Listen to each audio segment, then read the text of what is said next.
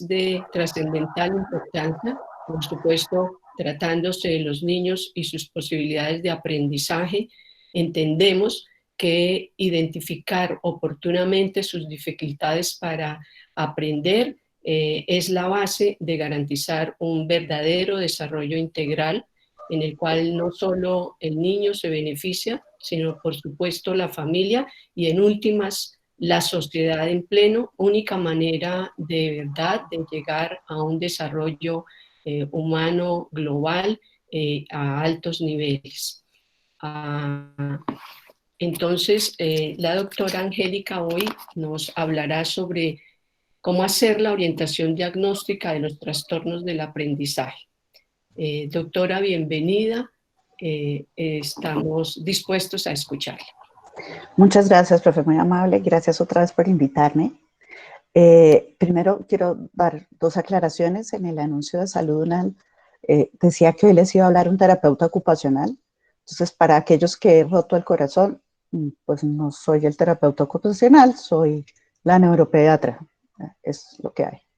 Y la segunda aclaración es que me la pusieron muy difícil, que la semana pasada hubo una excelente conferencia de un tema muy similar dada por el fonoaudiólogo Alejandro Calderón, una excelente conferencia que me robó la mitad del tema que yo tenía pensado dar para hoy. Por lo tanto, hoy ya me pusieron creativa, voy a tener que hacer algunas cosas diferentes para que ustedes no se aburran y no repitan el tema, pero además porque pues ya fueron tratadas y creo que con mayor experticia de lo que yo lo podría hacer.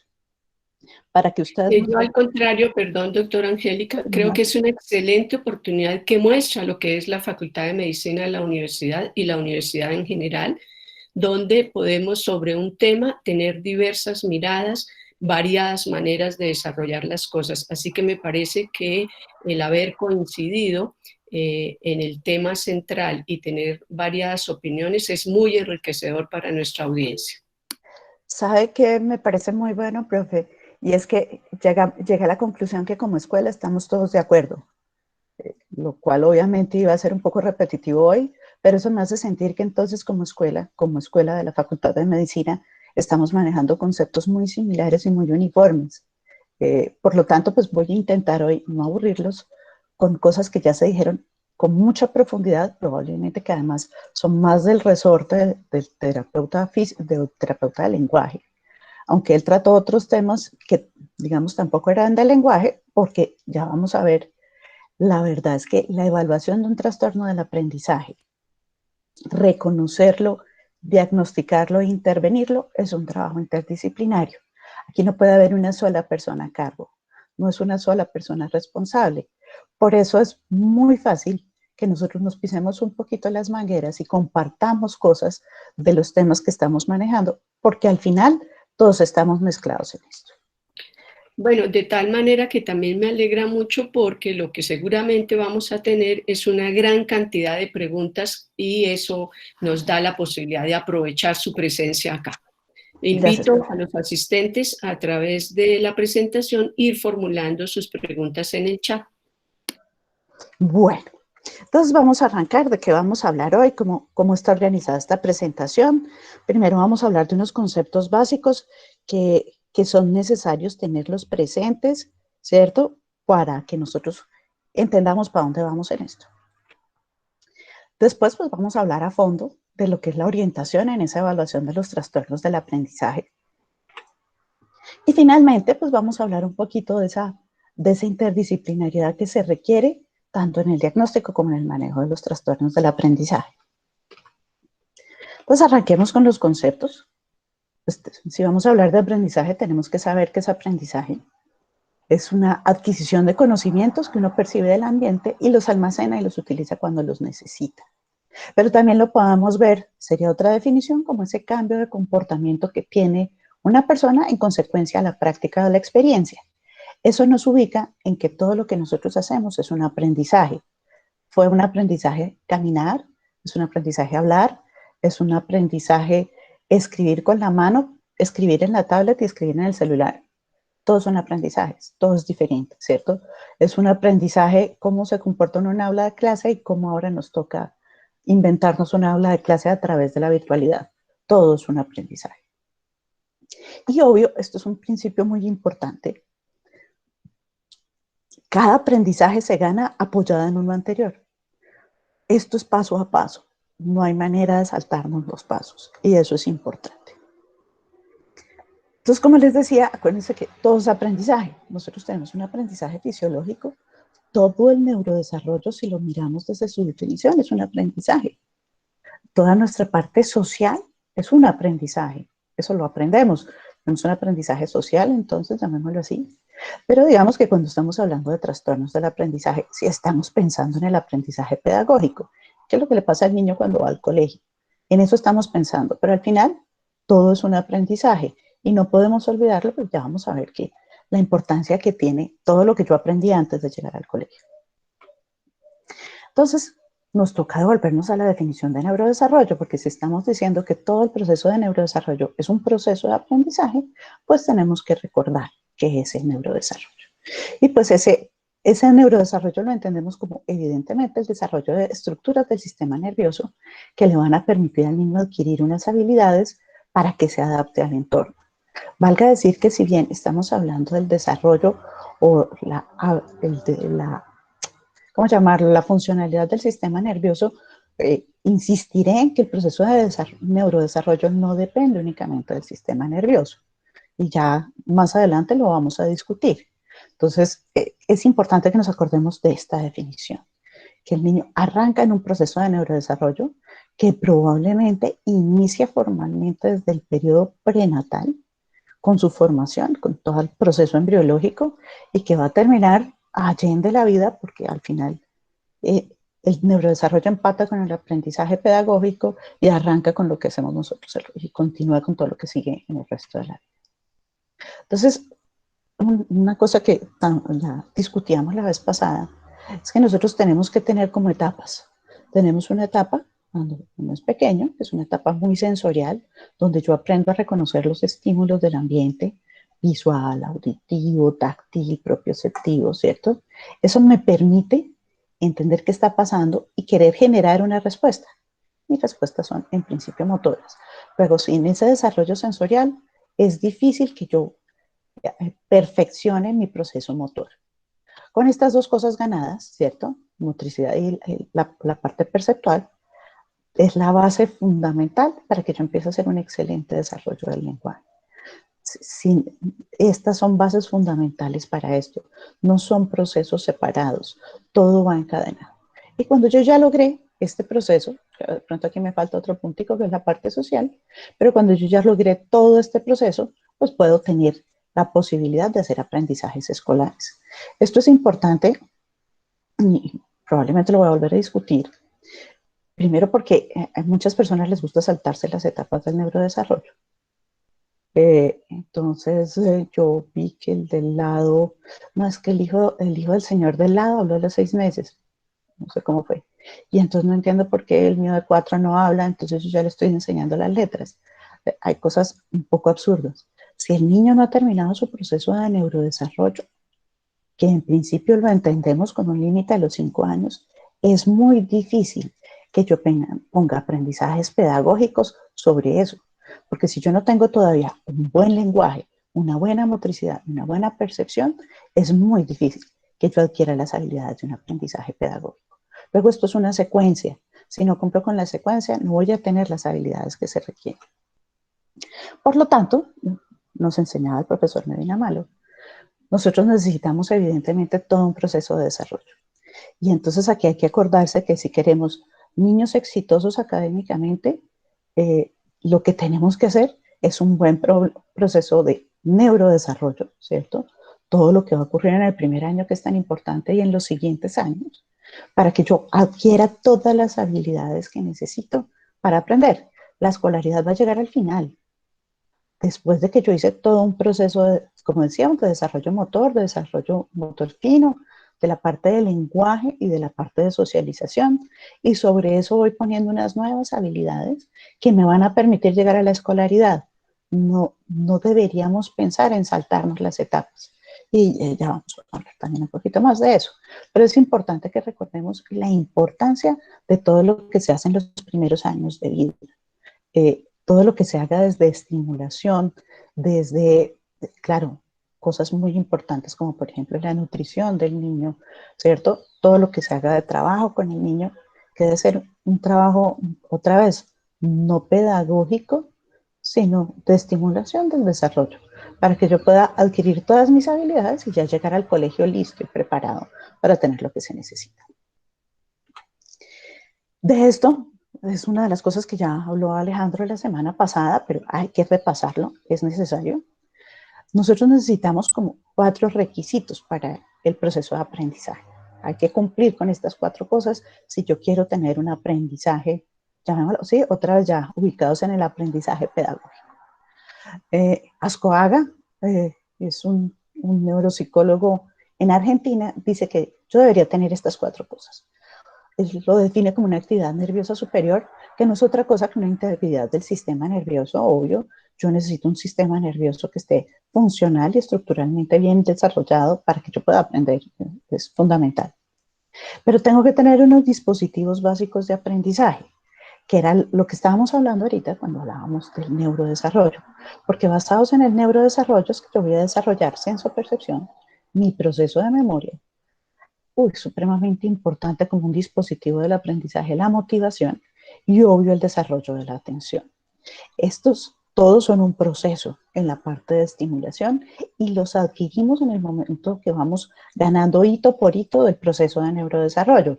Esto no va a aparecer mágicamente, entonces que a los 5 años el tipo ya tenga toda la atención del mundo, cuando en el proceso de neurodesarrollo tuvimos fallas y entonces el proceso de desarrollo ejecutivo viene fallando.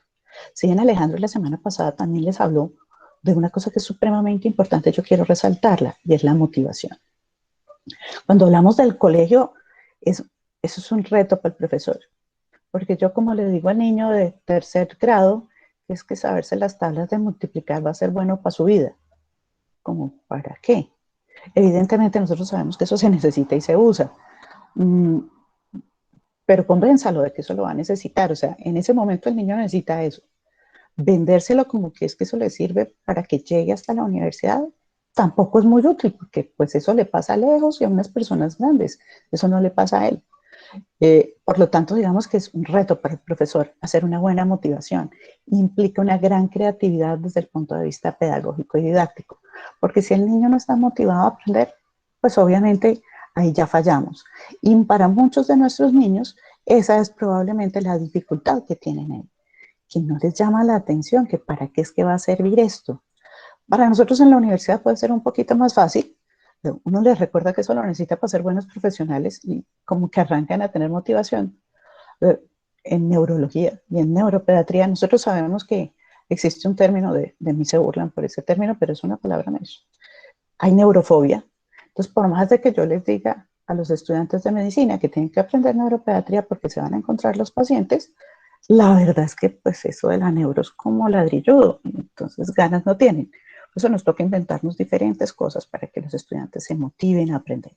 Entonces, digamos que yo necesito contar con todo esto. Si no cuento con esto, no estoy preparado para el aprendizaje. Y claro, otra vez hablando de neurodesarrollo, necesito el desarrollo de la función mental superior. Las funciones mentales superiores no aparecen desde que yo nazco. Están otra vez basadas en el proceso de desarrollo motor, de desarrollo sensorial y del proceso de desarrollo del lenguaje. Por lo tanto, para tener una buena función mental superior, tengo que haber tenido en mi historia un buen neurodesarrollo. Y obvio, esto también se habló a profundidad la semana pasada, debo tener un equilibrio afectivo emocional. Estos son días en donde esta parte está viéndose afectada, pero la verdad es que nuestros niños en una sociedad convulsa como la nuestra, ¿cierto? Con violencias de diferentes tipos, pues la verdad es que pedirles un equilibrio afectivo emocional a los niños a veces es difícil.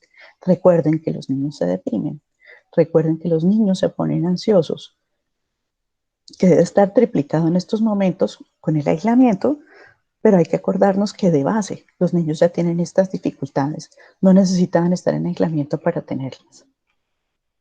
Entonces, otra vez, nosotros necesitamos tener un buen neurodesarrollo con unas bases en el desarrollo motor grueso, motor fino, en el desarrollo del lenguaje y en el social. Con eso consolido todo mi proceso de neurodesarrollo. Entonces, propónganse a que aquí fueron nuestros primeros 5 años. Y sobre esa base del neurodesarrollo es que yo voy a poner mis funciones mentales superiores.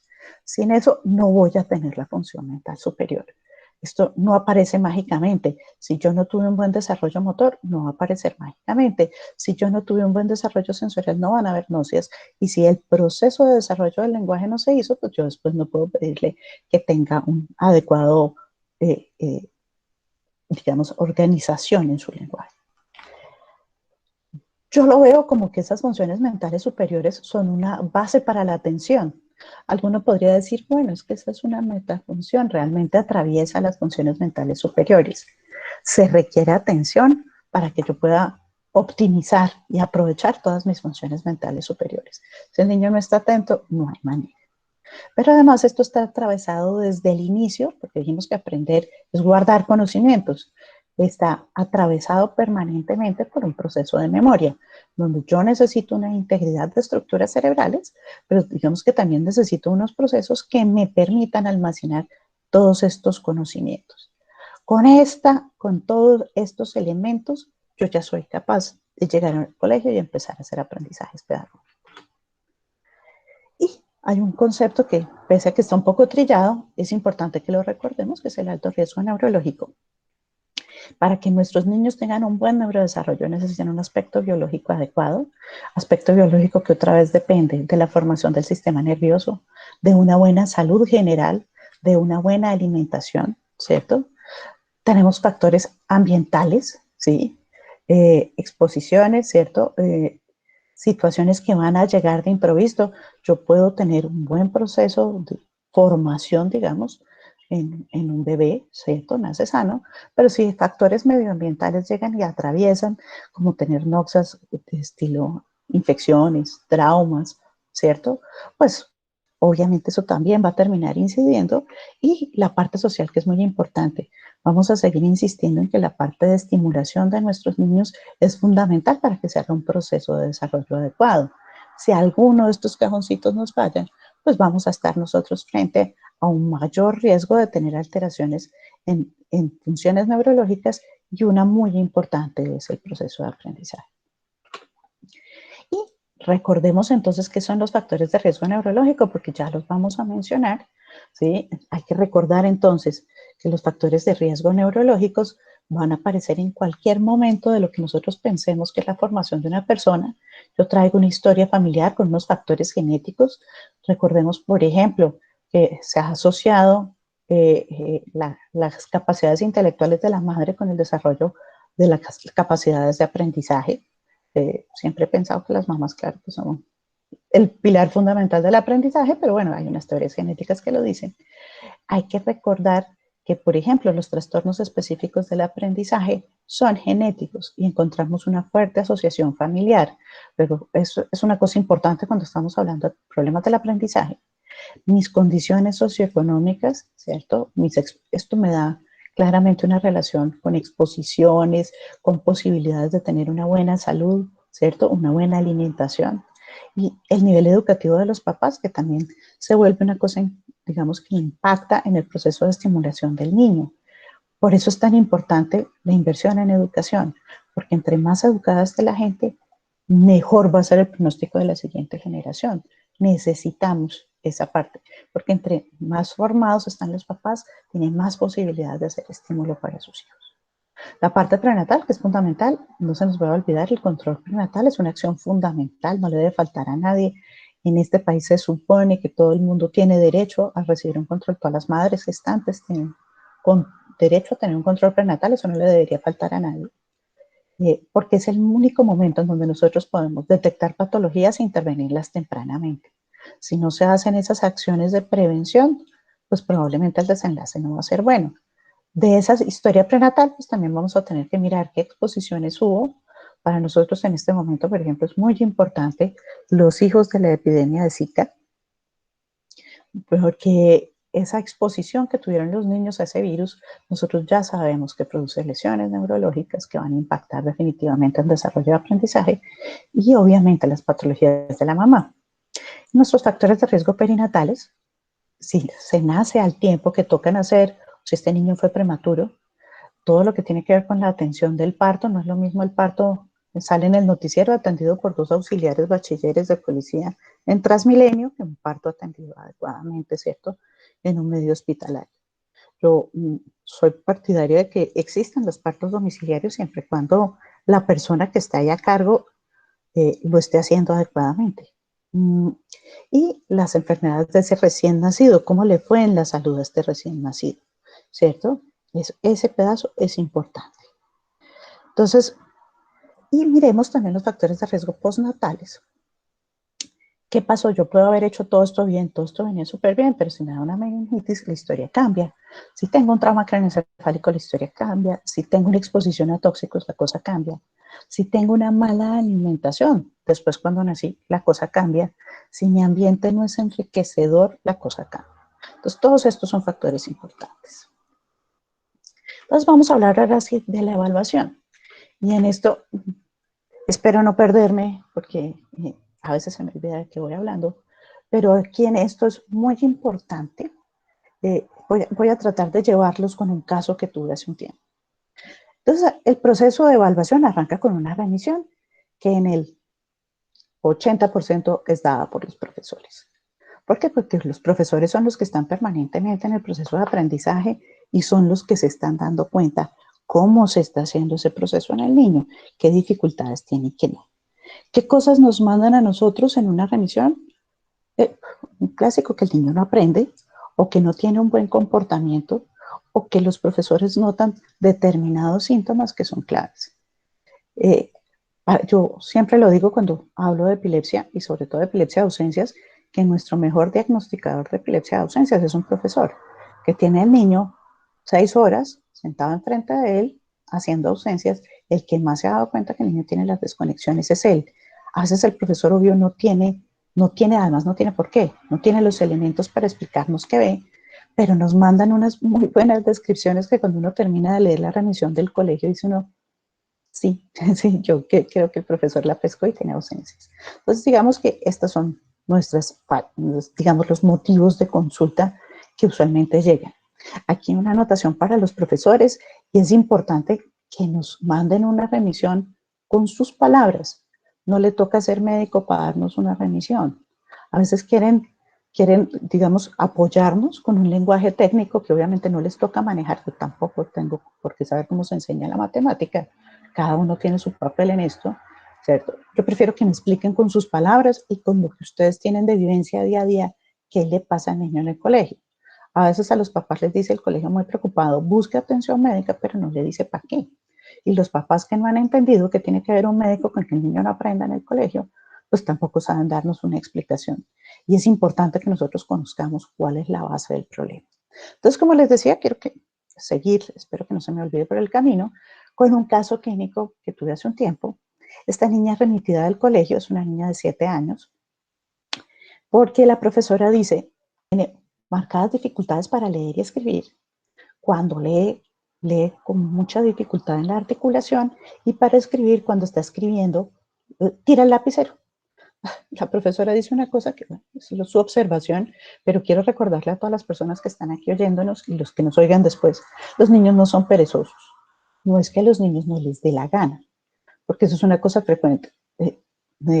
Trivializamos las dificultades del aprendizaje, porque eso es que él es perezoso y los niños no son perezosos.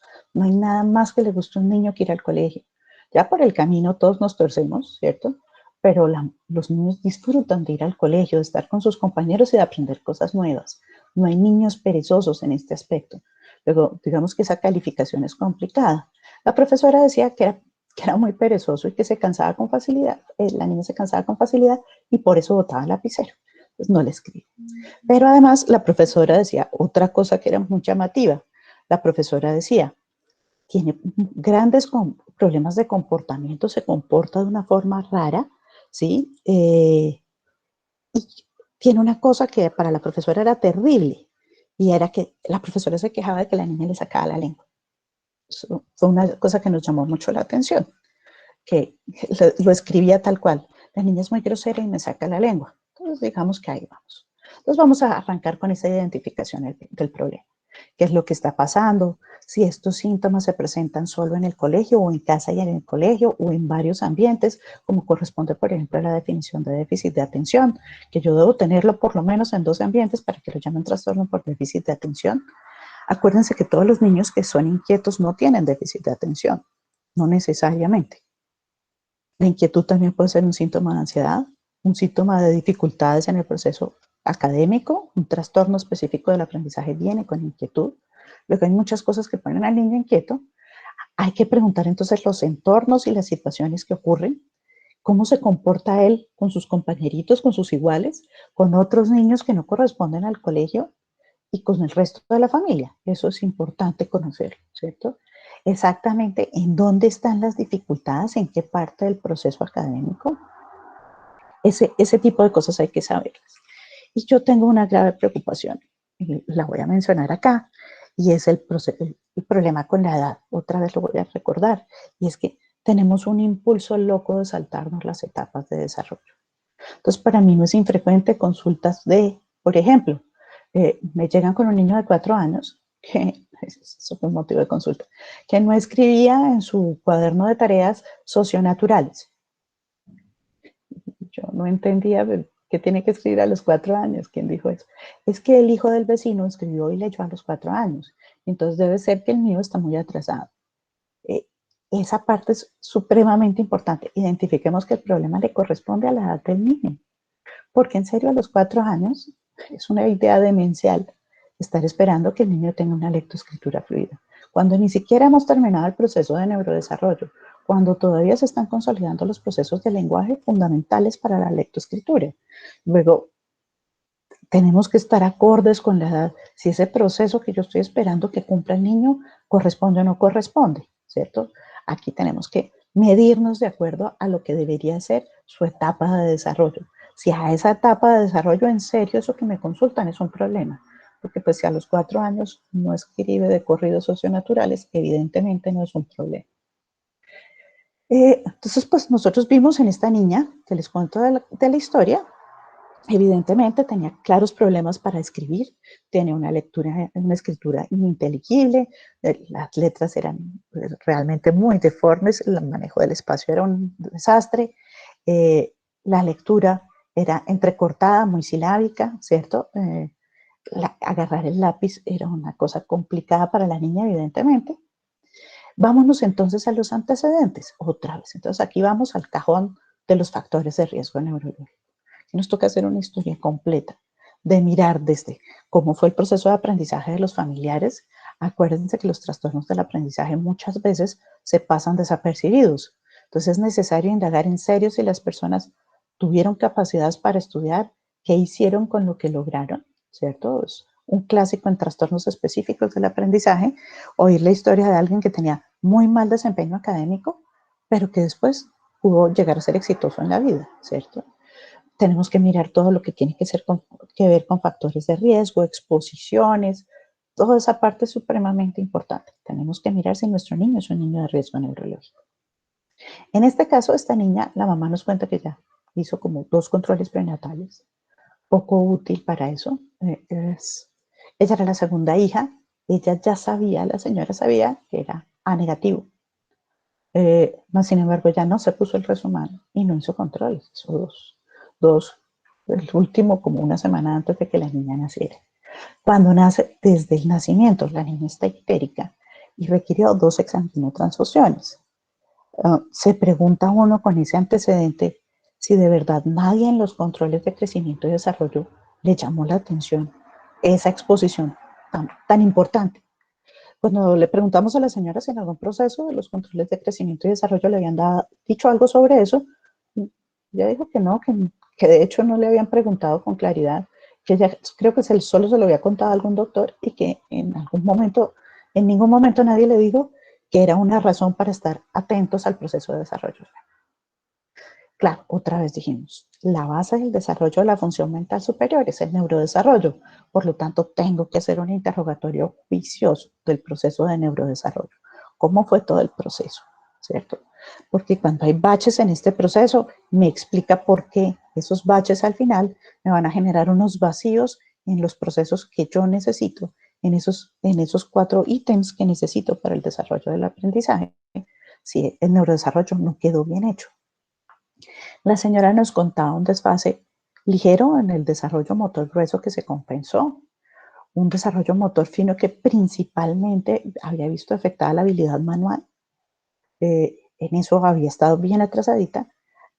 Un desarrollo del lenguaje que en lo que era comprensión había estado aceptable, pero en expresión era terrible. La señora decía que ella tenía un primo que había tenido unos problemas también, que era como de lengua enredada, y entonces pues que ellos habían asumido que eso era parte de lo normal, que eso era como funcionaba el desarrollo del lenguaje.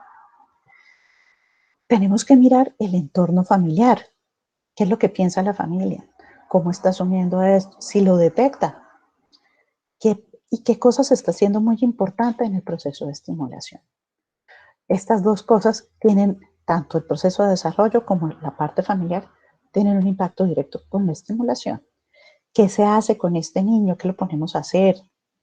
Que, por ejemplo, existen muchos mitos en la parte de neurodesarrollo, como que los niños nacen ciegos, que los niños no oyen. Entonces, los papás de inicio ni siquiera están haciendo una buena estimulación sensorial, ¿cierto? Tenemos que reconocernos, nosotros vivimos en la ciudad y la ciudad es una cosa perversa para el proceso de desarrollo, porque los niños están en un apartamento chiquitico donde apenas uno respira, donde no se pueden mover, porque pues, si no, pues toca quitar el comedor de la casa para que el niño medio se pudiera mover.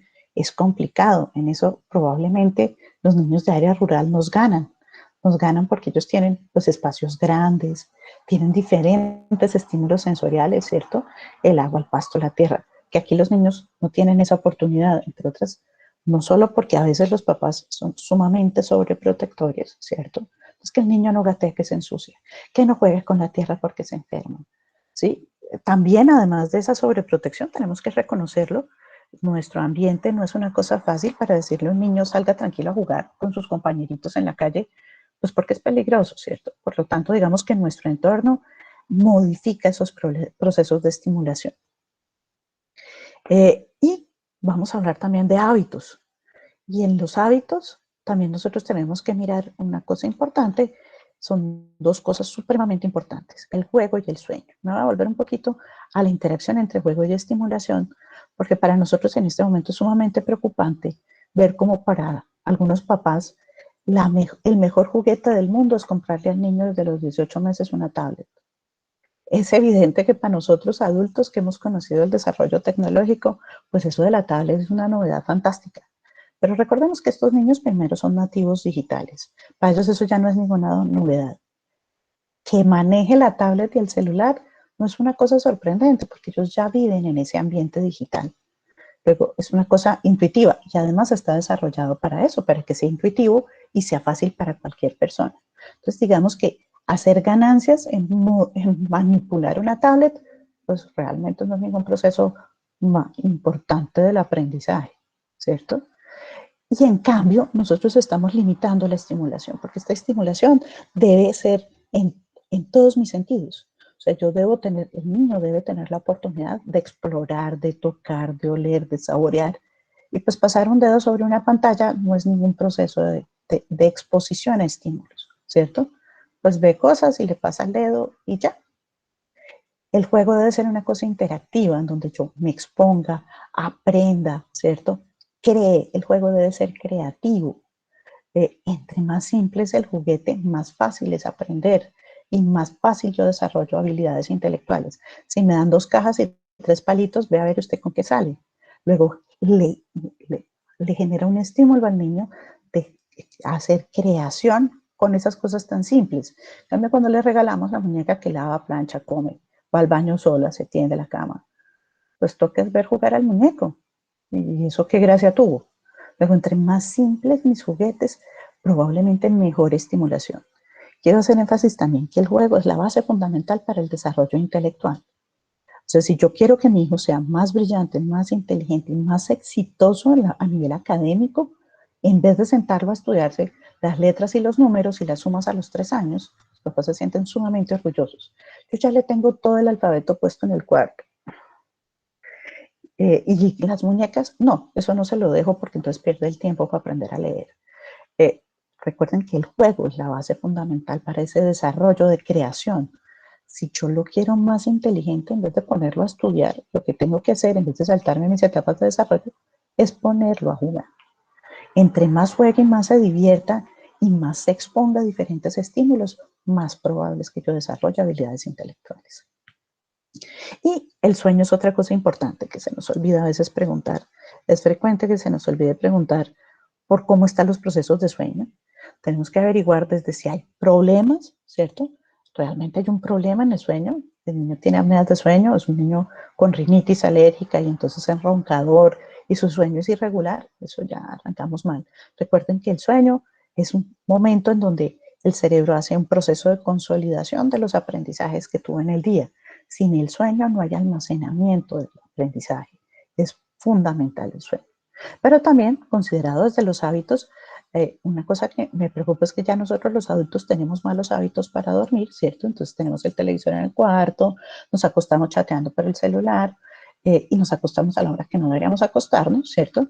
Pero además se nos ha llegado la idea que los niños duermen igual que los adultos. Entonces, nunca vayan a preguntarle qué tal duerme el niño, porque para todos los papás el niño duerme bien. Hasta que uno no le pregunta a qué horas lo acuesta. Pues doctora, lo normal, como yo, nos acostamos a las 11 de la noche. ¿Y a qué horas lo levantan? No, a las 4 de la mañana que hay que ir a dejar donde la abuelita. Recuerden que el niño necesita horas generosas de sueño, que se van recortando en el proceso de crecimiento del niño, pero necesita dormir el tiempo completo. El niño no puede vivir trasnochado. Luego, es importante que los papás reconozcan cuál es la hora que el niño debe irse a dormir. Los niños chiquitos en preescolar deberían estarse durmiendo 7 a más tardar 8 de la noche para que pudieran dormir por lo menos 12 horas, ¿cierto? Luego, reconocer este proceso de sueño como fundamental en el aprendizaje es muy importante y tenemos que enseñar, eso es un trabajo que hacemos en la consulta, ¿cierto? Enseñarles cómo deben ser los buenos hábitos de sueño y cuáles deben ser los horarios de sueño. Bueno, y entonces yo hago todas esas preguntas ¿para qué? Yo hago todas esas preguntas para conocer, claro, si hubo factores de riesgo, para reconocer si tengo enfermedades sistémicas que impacten en el proceso de desarrollo de aprendizaje, para reconocer si hay enfermedades neurológicas que impacten en el proceso de aprendizaje, para mirar esos aspectos psicosociales, ¿cierto? Cómo está impactando todo esto en la emocionalidad del niño y obviamente hay que hacer una evaluación de esos aspectos pedagógicos, cómo se está dando este proceso para aprender. En cuanto a los factores de riesgo, es importante que miremos la cantidad y la severidad. Entre más factores de riesgo tenga, más probabilidad de que yo tenga alteraciones neurológicas. Y también hay que mirar la severidad. Si bien con noxas leves, por ejemplo, está descrito que con madres con preeclampsia que se controlaron fácilmente, los niños tienen más chance de tener problemas del aprendizaje. Evidentemente es más probable que yo tenga una dificultad para aprender si tuvo una encefalopatía hipóxica porque fue prematuro y estuvo 15 días ventilado, a si tuvo un Apgar bajo que se recuperó, ¿cierto? Es una diferencia grande. Entonces hay que mirar en esos factores de riesgo eso. ¿Cuáles, qué cantidad tuvo y cuál fue la severidad de esos factores de riesgo para saberlo? Como les contaba yo de nuestra historia, pues hay que recordar que la niña tuvo una ictericia que fue grave, que requirió sanguinotransfusión, no fue una cosa menor, ¿cierto? Vamos a mirar las enfermedades sistémicas. Aquí hay que considerar cosas tan básicas como el hipotiroidismo, que se nos pasa desapercibido, cualquier tipo de enfermedad crónica. Los niños que más dificultades en el aprendizaje pueden tener, por ejemplo, son los que tienen asma. ¿Por qué? Porque esas enfermedades los limitan, ¿cierto? Está fatigado, está cansado, con el broncoespasmo le cuesta más trabajo dormir. Evidentemente, los corticoides son un interferente para este proceso de aprendizaje. Las múltiples hospitalizaciones lo van a alejar del proceso normal de aprendizaje. Luego, detectar esas enfermedades también es importante y reconocerlas como una limitante. Si está presente, puede ser una buena explicación por la cual el niño no aprende. Esto también lo mencionaba la semana pasada y parece una tontería, pero es supremamente importante y es que estemos seguros que el niño ve y oye bien. Recuerdo la historia de un niño que me remiten por déficit de atención. Si uno llenaba su escala de Conners, tenía todos los criterios, era inquieto, se paraba de la silla, molestaba a los compañeros, no seguía las órdenes, se movía constantemente. Uno miraba los criterios, el tipo los tenía todos hasta que Le preguntamos, venga, ¿usted por qué se para todo el día de la silla en el colegio? El muchacho era el más alto del salón, lo sentaron en la última silla y el tipo no veía nada, tenía una miopía horrible. Entonces, ¿qué hacía él? Se iba hasta el tablero a mirar qué había escrito el profesor porque desde atrás no veía. O se le pegaba al cuaderno, además en serio estaba muy miope, se le pegaba al cuaderno del compañero, casi pegado sobre el cuaderno para poder saber qué habían escrito. Entonces, él siempre se quedaba atrasado. El déficit de atención se le quitó con unos lentes para la miopía. En cuanto a las enfermedades neurológicas, claro, yo hago epilepsia, entonces tengo un particular interés en esto, pero hay que recordar que la epilepsia es el modelo del proceso anormal de aprendizaje.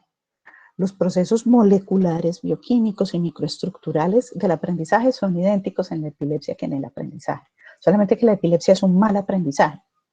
De los procesos de aprendizaje hemos entendido cómo se conforma una red epiléptica, porque desde los procesos moleculares y microestructurales son los mismos procesos. Hay que recordar que el 1% de la población en Colombia tiene epilepsia, por lo tanto es una cosa que debe reconocerse en el aula de clases, el niño tiene epilepsia, porque es un interferente claro. Como este es un nuevo aprendizaje, mal aprendizaje, interfiere el proceso de aprendizaje. Si yo tengo alguna enfermedad degenerativa o progresiva, que puede ir desde tener un tumor cerebral, ¿cierto?, hasta tener una enfermedad degenerativa, pero cualquier lesión que aparezca en el niño, por eso aquí también es importante cuando yo pregunto esas características del problema, preguntar el curso. No es lo mismo el niño que viene con dificultades del desarrollo desde que está chiquito, ¿cierto?, y que continúa con ellas y va haciendo unas ganancias pequeñitas, ¿no?, como lentamente mejorando, al niño que era sano y de pronto empieza a perder habilidades, ¿cierto? Tanto en comportamiento como en procesos de aprendizaje. A veces eso es el primer indicador de que estamos frente a un problema grave. Hay que recordar los trastornos del comportamiento. Aquí tendríamos que meter dos muy importantes, el déficit de atención y el trastorno del espectro autista. Eso hay que reconocerlo también, porque estos niños van a tener unos requerimientos especiales tanto en estudios como en intervenciones. Por lo tanto, eso hay que reconocerlo. Y obvio, aunque a la gente no le guste meterlo en este cajón, los trastornos del aprendizaje, por ser el aprendizaje un proceso mental, pues están dentro del cajón de las enfermedades neurológicas. Yo tendría que mirar si al final, después de descartado todo, yo considero que lo que estoy es frente a un trastorno específico del aprendizaje. Hay que mirar la parte emocional, cómo está ese soporte emocional. El niño que no aprende se angustia, el niño que no aprende está nervioso, ¿cierto? El que le va mal en el colegio es al que más matonean. Luego, esa parte es supremamente importante. No dan ganas de ir al colegio. Yo no quiero aprender nada si cuando llego hay un chino que me pega. Eso no hay probabilidad ninguna. Y obviamente, otra vez, no quiero que nos olvidemos que los niños se deprimen y se ponen ansiosos. Recordando que además entre estas patologías pasa lo mismo. Quiero decir, en enfermedades crónicas es frecuente que el niño se deprima. La epilepsia y la depresión, ya lo vimos en la conferencia anterior, tienen una relación supremamente estrecha. No le va bien con ningún compañero al niño que tiene déficit de atención y los trastornos de ansiedad son la comorbilidad más importante del déficit de atención. Y en los niños con trastornos específicos del aprendizaje, los trastornos del afecto son muy importantes. Estos chicos son capaces de reconocer que tienen un problema, que son diferentes de sus compañeros, y eso los lleva a eventos de depresión que son bien importantes y que hay que detectar tempranamente. Y claro, tras los aspectos pedagógicos, si el grado escolar corresponde para la edad, ¿cierto? No le estamos pidiendo al niño de 4 años que ya debe saber, ir en cuarto de primaria, no tiene presentación, ¿cierto? ¿Qué tanto apoya a la familia? Que si el niño va al colegio, recoge sus tareas y llega a la casa y ¿qué hago con esto? ¿Y quién me orienta? ¿Y quién me ayuda a saber yo para dónde voy? Si bien es entendible que en estos días, como vivimos nosotros en este momento, que ambos padres tienen que trabajar, ¿cierto? Que el trabajo es dispendioso, que ya sabemos que en Bogotá, por lo menos en Bogotá, el transporte público nos arranca 2 horas de la vida mínimo, ¿cierto? Es difícil para los papás, llegan cansados, llegan tarde. Uno puede entender que sea dificultoso, pero también los papás deben reconocer que ellos tienen un papel fundamental en el aprendizaje y que de su apoyo también depende que esos procesos se den. No es solamente lo que hace la profesora en el colegio, la familia tiene que ser un apoyo. Y obviamente reconocer entonces cómo se está dando ese proceso académico, si está haciendo las etapas de aprendizaje que son, va en el proceso normal de reconocer fonemas, grafemas, empezar a hacer las letras, empezar a leerlas, va en ese proceso normal en donde se truncó este proceso. Eso es lo que quiero saber con esto. Y pues obvio, como yo tengo la visión del médico, pues nosotros vamos a pasar a un examen físico. Otra vez en donde yo quiero lo que necesito. Todos los niños hay que examinarlos completos. A veces me preocupa cuando los estudiantes piensan que los pacientes tienen pedacitos. Entonces, si estoy en la rotación de neuropediatría, solo hago examen neurológico. Pero si estoy en la de neumo, solo le examino el pulmón. La gente viene completa. Y el médico debe estar en la capacidad de examinar completo a su paciente. Otra vez, asegurándose si el niño ve y oye bien, ¿cierto? No vaya a tener una catarata. La piel, si nos habla de alguna enfermedad en particular, y detectar cosas que nos hablen de enfermedades sistémicas. El examen neurológico, obviamente la focalización, si tiene una alteración en el movimiento, acuérdense que focalización no es solamente una limitación motora, focalización también es si tiene una ataxia o tiene unos movimientos anormales, ¿cierto? Y si hay cosas que nos indiquen que hubo dificultades en el desarrollo, por ejemplo, una microcefalia. Hay que recordar que los niños con enfermedades neuromusculares, que aunque no afecten directamente el proceso cerebral de aprendizaje, por su hipotonía y sus limitaciones motoras, tienen dificultades claras para aprender. El examen de maduración, como ustedes quieran llamarlo, si bien obviamente el médico no es el llamado a hacer una evaluación completa de la integración sensorial, sí tiene que mirar cómo está el desarrollo de la coordinación. Es claro que los trastornos del desarrollo de la coordinación tienen un impacto directo en procesos de aprendizaje y, por ejemplo, en niños con déficit de atención, que requerirán intervención. Por lo tanto, los trastornos del desarrollo de la coordinación hay que detectarlos en el examen. ¿Qué tan torpe o no torpe es este niño? Esto es importante para lo que nosotros vamos a hacer. ¿Y cómo ha sido el proceso de aprendizaje? Esta es una consulta dispendiosa y larga, porque hay que tenerle espacio al niño para que se siente cómodamente y escriba, copie y por dictado, tenerle una lectura corta, ¿cierto? Que nos permita saber cómo está haciendo la lectura y qué tanto interpreta, y el cálculo. Todo esto obvio acorde a su edad y a su nivel educativo, ¿cierto? No podemos pedirle al niño de 7 años que nos componga en la consulta un cuento de 5 páginas. Pues eso no va a pasar, ¿cierto? Hay que ubicarnos en eso. En nuestro caso clínico, entonces encontramos que la niña, en términos generales, estaba sana, pero le encontramos inicialmente en el examen de maduración una serie de movimientos incoordinados, solamente que cuando le evaluamos mejor, lo que nos dimos cuenta es que la niña lo que tenía era una corea. Entonces tenía una disquinesia orofacial, que era lo que la profesora detectaba como que era grosera y le sacaba la lengua, y obviamente tenía un fenómeno coriotetóxico focalizado en su mano derecha y era diestra, que la hacía obviamente tener contorsiones de la mano, y era lo que la profesora detectaba como que tiraba el lápiz porque se cansaba, no quería escribir. Cuando preguntamos si alguien se había dado cuenta de eso, ¿cierto? Otra vez, porque devolvámonos a los factores de riesgo, es claro que la ictericia, nosotros la reconocemos que la encefalopatía por bilirrubina es lesión a los ganglios basales. Cuando le preguntamos quién se había dado cuenta de eso antes, porque era muy evidente la corea. No, nadie, nadie. Pero la niña ha ido a controles de crecimiento y desarrollo. Sí, pero nadie le dijo que la niña se movía mal. No. Bueno, por lo menos le resolvimos a la profesora que no era que la niña no la quisiera y le sacara la lengua, sino que tenía unos movimientos anormales, que nos hizo obligatoriamente devolvernos a asegurarnos que la audición era normal, pese a que impresionaba en el examen normal. Fue necesario hacer un tamizaje auditivo, porque recuerden que eso también produce hipoacusia, pero teníamos que irnos a mirar, eso era muy importante. Luego sí, nosotros podemos encontrarnos enfermedades que explican claramente por qué yo no llego a esto. Bueno, y entonces vayámonos al manejo interdisciplinario. Recuerden que el aprendizaje es un proceso biológico, psicológico y social. Eso implica que aquí todos estamos participando del proceso de aprendizaje.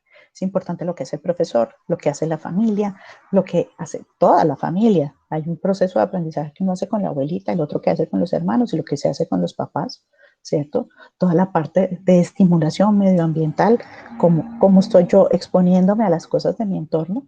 Por lo tanto, aquí todos hacemos parte de esta intervención, todos. Entonces, ¿qué le toca al médico? Al médico le toca diagnosticar y tratar las enfermedades sistémicas. Si el niño tiene un hipotiroidismo, pues tiene que tratarse. Si el niño tiene un déficit de atención, va a requerir una intervención farmacológica probablemente. Por lo tanto, ese es el trabajo del médico, hacer un tratamiento de las enfermedades que diagnostica. El psicólogo, obviamente vamos a mandarlo a una valoración neuropsicológica, mirar qué factores cognitivos están envueltos en su dificultad, pero además tenemos que tener una estabilidad emocional, eso le toca al psicólogo, recordando que sin esta, la valoración neuropsicológica no va a correr. O sea, no podemos pedirle una evaluación y mirar qué tanto memoriza si el niño está ansioso. El papel de los terapeutas, aquí están todos los grupos de terapias involucrados porque debo tener una coordinación adecuada, una integración sensorial adecuada, eso ya se habló la semana pasada, y unos procesos de lenguaje suficientes para que yo sobre eso soporte los procesos de aprendizaje. Y el colegio, ¿qué va a hacer? Que me ubique al niño donde le corresponde, en serio, el de 4 años no puede estar en cuarto de primaria, ¿cierto? Y que se reconozca que si tenemos unas dificultades específicas y ya estos 3 grupos de profesionales le dijeron que hay que hacer unas adaptaciones, las reconozca y las haga, ¿cierto? Ahí, digamos que cada día más encontramos una facilidad en los colegios, pero no siempre es fácil. Hay colegios que son muy cerrados a facilitarnos las adaptaciones de acuerdo a las habilidades del niño. Y la familia, es importante que la familia entienda, reconozca el diagnóstico y siga el tratamiento. Es que a mí me da un pesar que el niño vaya a terapia. Ay, pobrecito.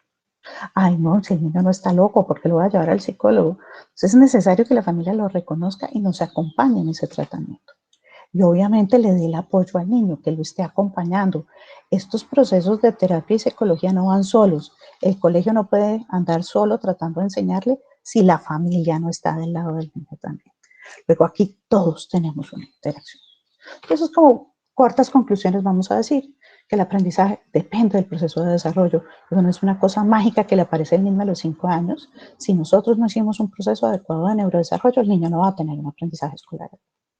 Que las influencias son múltiples de toda la parte medioambiental y que todos somos responsables de esas intervenciones y de esas detecciones, tanto la salud como el colegio como la familia. Todos somos responsables de esa intervención. Me iba colgando yo con el tiempo y les agradezco que hayan sido tan pacientes. Muchas gracias. Doctora Angélica, mil gracias a usted por su excelente presentación.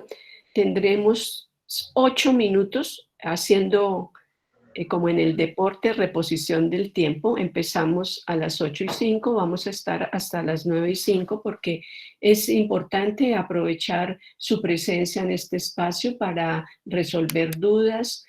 Así que invito a los presentes a formular sus preguntas a través del chat, por favor. Bueno, yo quisiera un poco adelantarme mientras ellos hacen sus preguntas y meternos con una pregunta de plena actualidad. A mí me gustaría saber, doctora Uzcategui, su opinión sobre cuáles serían las dificultades que en este momento pudieran presentarse de nuevo en los procesos de aprendizaje frente a la pandemia y a los cambios drásticos en los procesos de pedagogía. Pues miremoslo en contexto, ¿cierto? Esto es una situación nueva que nos genera estrés a la mayoría de los papás de los niños que he estado viendo en consulta virtual. También para uno es una novedad, ¿cierto? Les he indicado, por ejemplo, que el niño tiene que tener horarios, porque llegamos a la casa y como es una cosa lineal, yo me levanto, estoy en mi casa, sigo en mi casa, desayuno, almuerzo, hago la tarea y recibo la clase en mi casa, es como si no hubieran tiempos. Entonces, estoy encontrando muy frecuentemente que el niño pues, se está acostando como a la 1 de la mañana, porque todo es lineal, yo no tengo horarios. Primero, que le pongan horarios. Pero segundo, les he indicado que no lo dejen ver noticieros, porque son dramáticos. Es esperable que los niños estén asustados, oyendo, digamos, el contexto en el que estamos, ¿cierto? Esto es una cosa grave, tan grave que nos pidieron no volver a salir a la calle, tan grave que yo no puedo ni siquiera salir a jugar a la calle, ahora ya lo pueden hacer, pero al principio no. Entonces, es esperable que el niño esté ansioso y esté preocupado, ¿cierto? Entonces, eso ya nos afecta a la parte del equilibrio emocional. Obviamente todo el proceso de estimulación se truncó. Nosotros tenemos unos procesos en la cabeza de lo que hace la profesora en el colegio y lo que nosotros hacemos en la casa. Y ahora pues eso pues ya no existe. Tengo una profesora por el computador o unas guías que me mandan, pero no es lo mismo, ¿cierto? Y pues unos papás que están haciendo maromas en la casa porque ellos no eran profesores y no saben cómo guiar este proceso de aprendizaje. Obviamente hábitos como el sueño y el juego se trastocaron. Ayer un niño me daba las quejas que le mandan muchas tareas, entonces las hace todas por la mañana y por la tarde tiene que hacer más y que la mamá ya no le da tiempo a jugar. Y además pues no puede ni salir. Entonces se nos trastocaron los horarios, todo ese proceso, digamos, también del entorno está cambiando y hay que reconocerlo, a nosotros nos ha dado muy duro, yo no podría esperar menos de los profesores escolares, ¿cierto? Cambiarnos a la virtualidad ha sido muy difícil. La clase como la tenía pensada el profesor en la presencialidad, cómo era que iba a motivar al niño en la clase, pues ahora es más difícil. No es que no se pueda, es que a lo mejor no la conocíamos, nunca nos habíamos expuesto o no teníamos la formación para eso. En este proceso todos estamos aprendiendo, ni los niños sabían ser alumnos digitales, ni los profesores sabían ser profesores digitales, y obviamente toda la parte pedagógica se está viendo directamente impactada. Entonces, todo eso debe estar pasando en este momento. Doctora Angélica, en el chat hay ya formuladas 3 preguntas. Nos quedan exactamente 3 minutos para esas 3 preguntas. Yo ruego el favor a usted de visualizarlas y Entonces voy a darle su respuesta. Saldré de esta pantalla. Listo. Y ya lo voy a mirar entonces. ¿Qué piensa y cómo se articula la evaluación de los reflejos madurativos del niño en las dificultades del aprendizaje, postura y neurodesarrollo? Como yo decía, fundamental la parte de integración neurosensorial.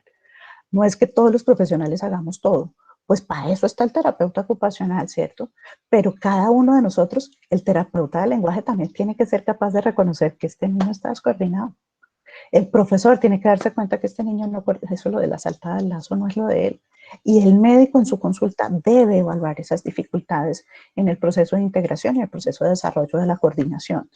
Claramente, de hecho, una cosa que para nosotros es importante y a veces no encontramos eco con las colegas de terapia física, la postura, la entrada propioceptiva es fundamental para que el niño se quede sentado quieto en su silla, para que no esté brincando por ahí o para que sea más osado y sea capaz de exponerse a algunos estímulos. Porque pues, si mi entrada propioceptiva no me da seguridad para cuando yo me muevo, yo no sé para dónde voy, entonces prefiero quedarme quietico y no exploro nada. Por lo tanto, eso es supremamente importante. ¿Qué tanto influye la situación sociopolítica del país en el desarrollo del niño? No, pues terrible. Desde épocas eternas, nosotros llevamos un montón de tiempo en un conflicto armado. Recuerdo alguna vez que me remitieron un niño porque la profesora decía que no aprendía, venía de un área rural de Nariño. Y cuando le pregunto al niño, bueno, ¿y usted qué hace en la clase? No, doctora, yo me meto debajo de la mesa. ¿Por qué se mete debajo de la mesa? Porque es que, doctora, mi salón va directamente a la montañita desde donde la guerrilla dispara. Obviamente, toda esta situación tiene un impacto, pues obvio, que le volví el paciente a la profesora. ¿Y qué le digo? Pues que como el niño lo que es inteligente, no se va a dejar disparar. Luego, este tipo de cosas impactan gravísimamente. Si la situación económica del país y de cada uno de nosotros, incluyendo sus papás, están afectados, es muy difícil. La parte emocional se afecta gravísimamente. Luego, claro, todas estas cosas son impactantes en el proceso de desarrollo y de aprendizaje. ¿Qué ajustes pueden implementarse para no abandonar los avances de las terapias de lenguaje si no pueden salir? Yo creo que estoy conociendo la capacidad creativa de las terapeutas para hacer terapia virtual. Es importante que no se desliguen de algunos procesos. Obvio que las terapias no son lo mismo, o yo lo considero. No es lo mismo presencial, con el terapeuta enfrente, ¿cierto? Que con unas indicaciones vía virtual. Pero yo creo que la virtualidad en este momento, así como nos está sirviendo para la educación, tiene que servir para continuar procesos terapéuticos. Luego, yo creería eso. Ahora, con las limitaciones que tienen muchas personas para la parte virtual, podrían existir como planes caseros, como indicaciones a los papás, que esto no se pierda porque no podemos salir de casa, que siga un proceso de pronto más lento, pero de papás bien comprometidos nos van a ayudar mucho. Alejandro me escribe que aunque no seamos expertos en diferentes temas, pues hay que identificar las dificultades. Estoy totalmente de acuerdo con usted, Alejandro, por eso yo dije que realmente usted era el que sabía y que lo explicó bien la semana pasada. Gracias, que me quitó el tema. ¿Qué tips le pueden dar a los padres y a los cuidadores para que en medio de esta pandemia identifiquen señales o signos de que el niño puede o no presentar dificultades en el aprendizaje? que se fijen exactamente cómo está haciendo agarres, por ejemplo, qué tanta dificultad le cuesta escribir, si reconoce o no reconoce las letras, si le es fácil comprender el concepto de cálculo, ¿cierto? Y en qué parte se quedó, si le entiende a la profesora. Y si nosotros estamos viendo que a él le cuesta trabajo alguna parte en particular, debería uno como alertarse, por lo menos hacer la primera conversación de papá con profesora, para que digamos, bueno, es que el proceso está más lento en él, o requiere una ayudita, o realmente la profesora también le dice a uno, sí, esto es una dificultad y tenemos que consultar. Bueno, Bueno, hasta aquí lamento, llegamos. Angélica, lamento si nos quedan algunas preguntas y Se por nos quedó supuesto una. ofrezco mis disculpas a quien las formula, pero entendemos que en lo posible debemos respetar muchísimo nuestro tiempo. Nos pasaríamos toda la mañana formulando preguntas y seguramente enriqueciéndonos con sus respuestas. El tiempo lamentablemente es así. Quiero nuevamente agradecer profundamente a Angélica su buena disposición y su bondad en compartirnos el conocimiento. Esperamos verla de nuevo en la próxima semana con una charla muy interesante sobre la utilización del cannabis en procesos neurológicos en los niños, a las cuales desde ahora ofrezco a todos ustedes una invitación. Que pasen un resto de día muy bien y que recuerden que a las 11 y a las 5 nuevamente Salud UNAL estará con ustedes. Muchas Buen gracias. día para todos. Hasta luego, gracias.